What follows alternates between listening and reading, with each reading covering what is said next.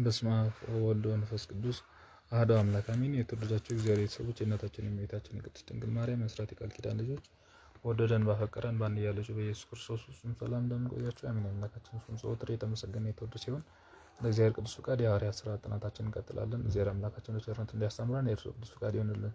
ሐዋርያት ሥራ ምዕራፍ 17 ቁጥር 1 ጀምሮ ያለውን ነው እንግዲህ የምንመለከተው። ስለ ጳውሎስና ስለ አይሁድ ክርክር ነው እንግዲህ ይህ ክፍል የሚናገረው። ሌላው ደግሞ ስለ ቅዱስ ጳውሎስ መታወክ እና ቅዱስ ጳውሎስ በፍርድ ሸንጎ ውስጥ ስላደረገው ንግግር የሚናገር ክፍል ነው ማለት ነው። ምዕራፍ 17 ቁጥር 1 ጀምሮ ስንመለከት አምፊሎን እና አጶሎን ወደሚባሉ ሀገሮች ሄዱ ይላል። የአይሁድ ምኩራብ ወደ አለበት ወደ ተሰሎንቄ ደረሱ። ጳውሎስም እንዳስለመደው ወደ እነርሱ ገብቶ 3 ሳምንት ከመጻሕፍት እየጠቀሰ ሲከራከራቸው ሰነበት ይላል።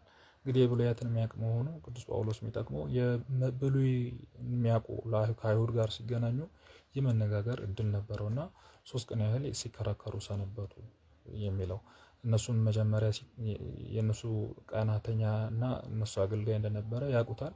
እዛ በኋላ ደግሞ እንዴት እንደዚህ ተዋረጋለህ በሚል ክርክሩ ይኖራል ማለት ነው።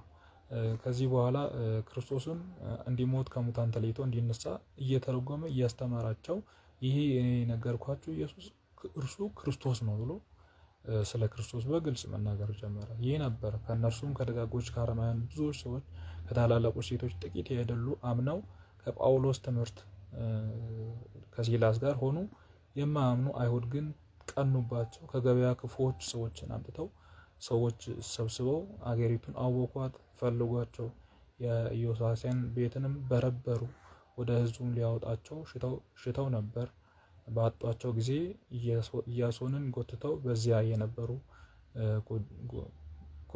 ጉደኞች ጭምር ወደ ሹሞች ወስዷቸዋል። እየጮሁም እንዲህ ይሉ ነበር፣ ዓለምን የሚያውቁት እነዚህ ናቸው።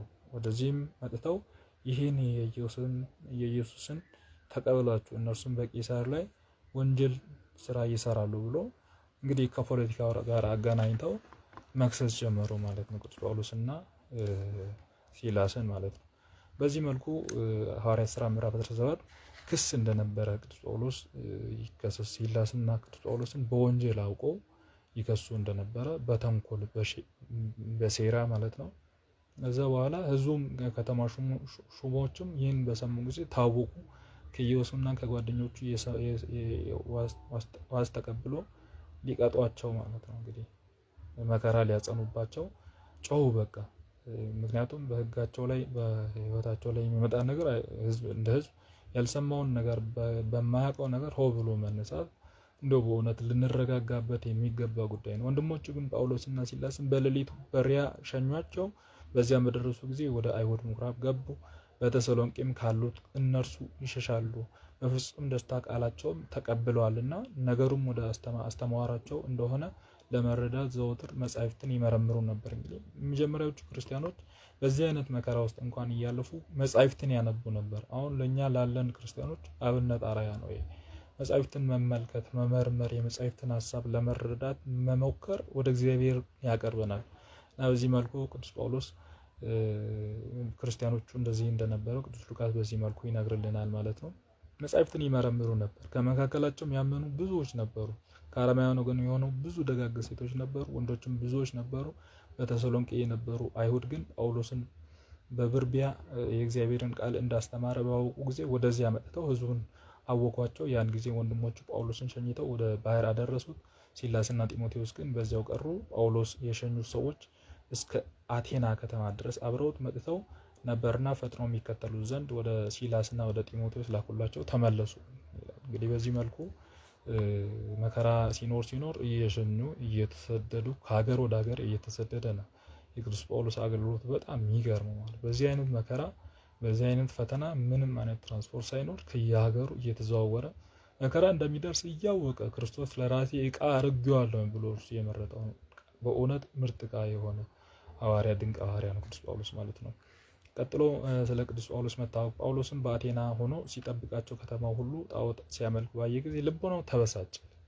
ክርስቲያን ይቀናል፣ ለእግዚአብሔር ይቆጣል። ውስጡ ለእግዚአብሔራዊ ቁጣ ነው። በነገራችን ላይ ይቆጣል። ከእግዚአብሔር ውጪ ለአጋንንት ሰው ሲሰዋ ሰውነቱን ለኃጢአት ሲያዘጋጅ እግዚአብሔርን ከማወቅ ውጪ ሲሆን ክርስቲያን ይቆጣል። ቅዱስ ጳውሎስ ተበሳጨ፣ መንፈሱ ታወከ። ስለዚህም በምኩራብ አይሁድና እግዚአብሔርን የሚፈሩት ሁሉ ጊዜም በገበያ እንዳገኟቸው ሁሉ ይከራከሯቸው ነበር። የኤፌሶን ትምህርት ከተማ ፈላስፎች መካከል ረቂዋን ከሚባለው ወገን የሆኑ ሌሎች ፈላስፎችም ተከራከሩ ነበሩ። እሱ እኩሌቶቹም ይህን ለፍላፊ ምን ሊናገር ይፈልጋል ይሉ ነበር። ሌሎችም ስለ ኢየሱስ ከሙታን ስለመነሳቱ ሲሰበኩላቸው እንደ አምላክ ትምህርትንም ያስተምሯቸዋል አሉ። ይዘውም አርያስፋጎስ ወደሚባል ሸንጎ ወሰዱት። እንዲህም አሉት፣ ይህን የምታስተምረው አዲስ ትምህርት እናውቅ ዘንድ ይቻለናልን? እስቲ ንገረን። በጆሮአችን እንግዳ ነገር ታስተምራለህ። እኛ ይህ ነገር ምን እንደሆነ ልንረዳ እንወዳለን። የአቴና ሰዎችም በዚያ የነበሩ እንግዶችም ሁሉ አዲስ ነገር ከመናገሩ ከመስማቱ በቀር ሌላ ሀሳብ አልነበራቸውም ይላል። እንግዲህ በዚህ መልኩ አቴና የሚባል አደባባይ አለ። እዛ ላይ እውቀት፣ ጥበብ፣ የፈላስፎች እውቀት ነው እንግዲህ የሚነገረው። ቅዱስ ጳውሎስ የክርስቶስን ነገር እንዲናገርና ልክ የሆነ ጊዜያዊ እንደ እውቀት ዝም ብሎ እንደ እውቀት እንዲቀርብ ፈልገው ነው። አደባባይ ላይ እየወጡ ነገ ምን አይነት ፈላስፋዊ የሆነ ሀሳብ ያመጣሉ የሚባለው አደባባይ ነው እና በዛ ሀሳብ እንዲያቀርብ እንዲናገር አወጡት ማለት ነው አደባባይ። ከዚህ በኋላ ጳውሎስ በፍርድ ሸንጎ ውስጥ ስለደረገው ንግግር ይናገራል። ጳውሎስም በአርዮስፋጎስ ውስጥ ቆሞ እንዲህ አላቸው፣ እናንተ የአቴና ሰዎች ስራችሁ ሁሉ አማልክት ማምለክ እንድታበዙ አያቸዋለሁ።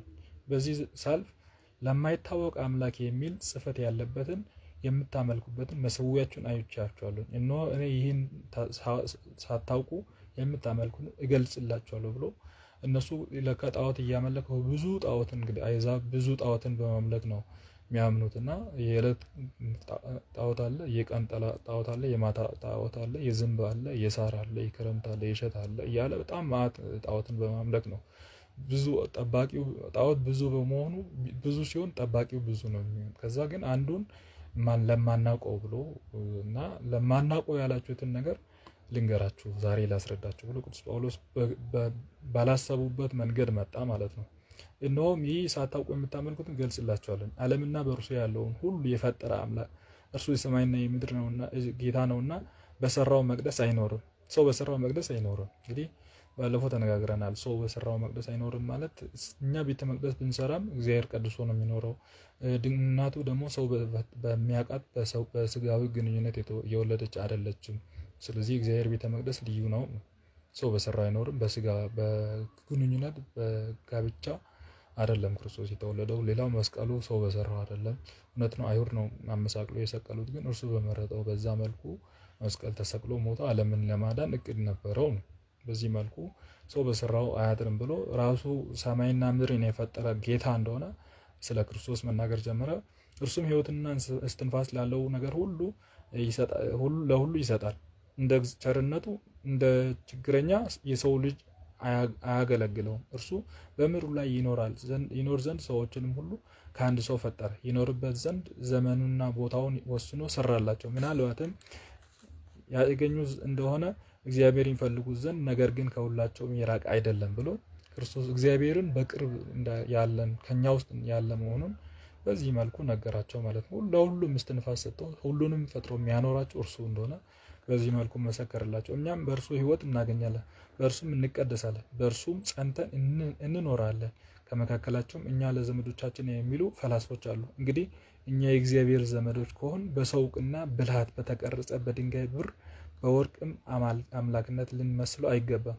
የቀድሞውንስ ያለ ማወቅ ዘመን እግዚአብሔር አሳልፎ ቃል ዛሬ ግን በመላው ዓለም ንስሐ እንዲገቡ ሰውንም ሁሉ አዟልና በመረጠው ሰው እጅ በዓለም እውነት የሚፈርድበት ቀን ወስኗልና እርሱም ከሙታን ተለይቶ የሚያስነሳው ብዙዎች ሃይማኖት መስሏልና ብሎ ቅዱስ ጳውሎስ ማስተማር ጀመረ። የሙታን ትንሣኤ በሰሙ ጊዜ እኩሌቶቹ አፌዙበት። ሌሎቹም ስለዚህ ነገር በሌላ ቀን እናዳምጣለን አሉት። ጳውሎስ ግን ከመካከላቸው ወጥቶ ሄደ።